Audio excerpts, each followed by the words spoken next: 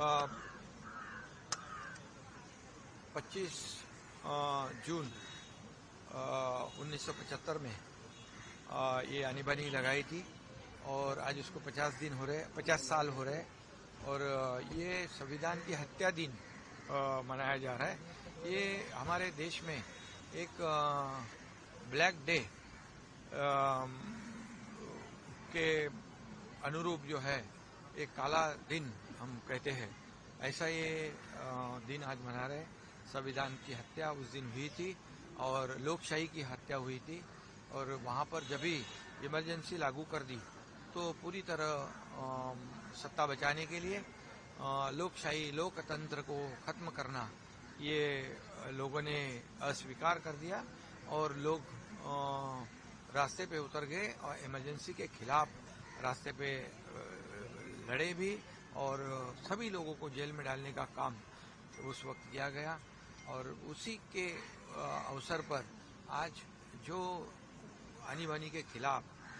रास्ते पे उतरकर जिन्होंने जंग छेड़ा उनका सम्मान दिवस था। इसमें कई बड़े लोग, अटल बिहारी जी, अडवाणी जी, मोदी जी भी भेष बदलकर पूरे देश भर में संविधान के ये सब इमरजेंसी के खिलाफ लड़े। मैंने अभी भी आदरणीय हमारे लोकप्रिय मुख्यमंत्री देवेंद्र जी के पिताश्री गंगाधर राव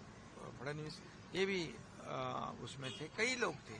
और जिस तरह ये लोकशाही को कुचलने का काम किया ये बहुत ही लोकतंत्र के खिलाफ है और इसलिए आज 50वां संविधान की हत्या दिन यहाँ पर मनाया गया और इसमें जो लोगों ने हिस्सा लिया था उनका सम्मान किया। सर, विरोधक ये कहते हैं जिस तरीके से वो इमरजेंसी को लेकर उन्होंने सपोर्ट नहीं किया, आपने उसका जिक्र किया है, उसको लेकर क्या कहना चाहिए? बाला साहब ठाकरे जी जो कहते थे खुलेआम कहते थे, वो किसी से डरते नहीं थे और उन्होंने कहा था उस वक्त बीबीसी और एनडीटीवी को कि अगर ये इमरजेंसी राष्ट्र हित के लिए है तो मेरा समर्थन है, अगर ये इमरजेंसी किसी की कुर्सी बचाने के लिए है, सत्ता बचाने के लिए है तो मेरा विरोध है। ऐसा उन्होंने स्पष्ट रूप से कहा था, वो तो आपके मीडिया के सामने ही कहा था। और जब ये लोकशाही का चौथा स्तंभ जो है ये वर्तमान पत्र है, मीडिया है, इसको भी कुचलने का काम किया, उसके ऊपर बंदी डाल दी, मार्मिक को भी बंद कर दिया और तब पहले आवाज उठाने वाले बाला साहब ठाकरे जी ही थे। सर, 1975 के बाद इंदिरा गांधी को लेकर जिस तरीके से फैसले लिए हैं उसको लेकर विरोधक अभी ये कह रहे हैं कि अगर पैसों का इस्तेमाल करके चाहती तो इंदिरा जी जो है वो वोट जीत कर वो जो चुनाव है वो जीत सकती थी, लेकिन ऐसा उन्होंने नहीं किया।